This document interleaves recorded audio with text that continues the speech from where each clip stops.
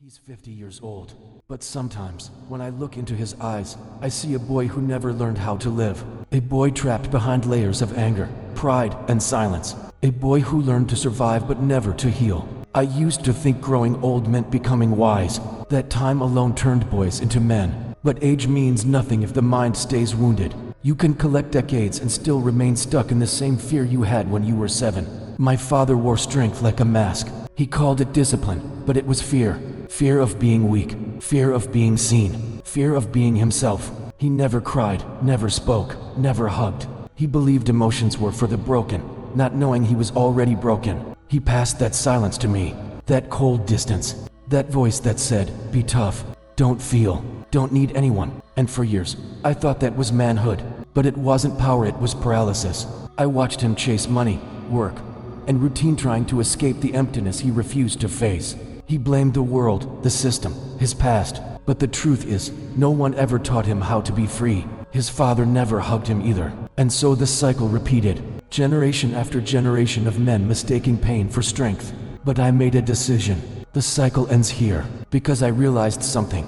Healing isn't weakness. It's the most masculine thing you can do. It takes courage to face what broke you. To say, I refuse to live as a ghost of my childhood. To rebuild yourself from the inside out. Discipline built my muscles, but truth built my soul. And truth hurts.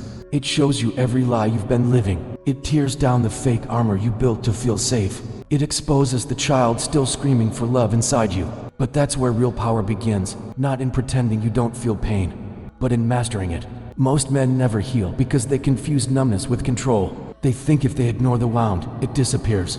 But what you ignore grows. It controls you from the shadows. That's why grown men explode in anger, drown in alcohol, or hide behind screens, because the boy inside never learned another way to ask for help.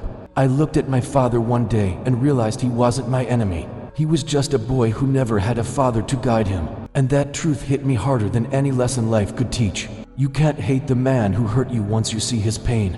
You can only decide not to repeat it. So I started talking to that inner child in me, the one my father ignored. I told him, it's okay now. You can rest. You don't have to fight everyone anymore. And for the first time, I felt peace. I realized something that most men never do. The world doesn't shape us. It's our wounds that shape us. Every insecurity, every fear, every shame. It lives inside us like a shadow, quietly directing our choices, our relationships, our lives. My father carried that shadow everywhere he went. And because he never faced it, it infected everyone around him. He yelled when he was scared. He judged when he was weak. He demanded respect he never learned to give. And I saw the same shadow in myself. The boy who was taught to be silent, to swallow emotions, to hide fear. I realized the man I wanted to be could only rise if I stared at that shadow, looked it in the eye, and refused to run. This is the brutal truth. Most men live their entire lives running from their shadows. They work, chase, fight, distract themselves, anything to avoid the pain of looking within. And they never become real men. They never become whole. But here's what I learned. When you confront your shadow, when you see the child your father never healed, you unlock something dangerous, not destructive, not weak, powerful, authentic, alpha. Discipline begins in the mind, in the heart, in the broken spaces no one else wants to touch. Every morning I wake up, I remember, I will not be a boy trapped in a man's body. I will not let fear dictate my choices. I will not carry the silence of a father who couldn't speak. I trained myself to see clearly, to feel deeply, but never be consumed, to act decisively, even when my emotions screamed in chaos. That is the strength my father never taught me, but I forged it from the ashes of his mistakes. And here is the truth all men need to hear. The world will test you harder than your father ever could. It will push you, break you, and tempt you to surrender. If you are not disciplined, if you are not awake, you will fall. But if you face the pain, embrace it, and transform it into action, you become unstoppable. Discipline isn't just about strength. It's about courage. It's about looking at the child your father ignored and promising him a life he never had. It's about becoming a man who can endure, a man who can heal, a man who can teach. Because the boy in my father may have remained trapped, but I refused to remain his prisoner. I learned to control my mornings, my actions, my thoughts. I learned to channel rage into focus. I learned to turn trauma into fuel. And slowly, the man I was meant to be began to rise. The boy inside me still exists, but now he works for me, not against me. And that is where true power begins. You grow up thinking your father is a giant. You look at him, and in your small world, he's the sun, the center of everything. But then time passes. You start to see the cracks, the anger that never made sense, the silence that cut deeper than words, the eyes that looked tired, even when they smiled. And one day you realize he wasn't a giant. He was just a boy who was never allowed to grow up. A boy who was told to be a man before he even knew what it meant to feel safe. A boy who learned to hide pain behind control. A boy who used anger as armor because love, for him, was never safe. He built walls so high that even his own children couldn't climb over them. And inside those walls, he remained the child who was still waiting for someone to tell him it's okay to rest. It's okay to cry. It's okay to be human. The truth is, most men don't mature. They just age. They get older, but not wiser. They get stronger, but not softer. They build lives, but never heal souls. Because society taught them to chase success, not self-awareness, to seek power, not peace, to silence emotions, not understand them. So they keep running from themselves, from their past, from their fathers. And without realizing it, they become the same men they once swore they'd never be. Childhood trauma doesn't disappear. It disguises itself.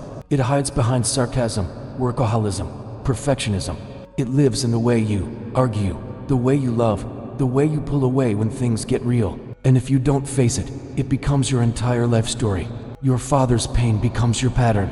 His silence becomes your habit. His fear becomes your destiny. Until you wake up one day and see that the man in the mirror is not you. It's him, replayed, reprogrammed, recycled. Healing starts the moment you stop blaming him. Not because he deserves forgiveness, but because you deserve freedom. Because holding anger is like drinking poison and waiting for him to die. Because you can't rewrite your life with hands that are still clenched in resentment. You have to open them, to let go, to face the truth he never could. You have to become the man he couldn't be, not out of hate, but out of love. Because ending the cycle isn't revenge, it's evolution. You are not responsible for your father's wounds, but you are responsible for what you do with yours. And when you choose to heal, you choose to raise your sons and daughters in a world where love isn't feared, it is learned.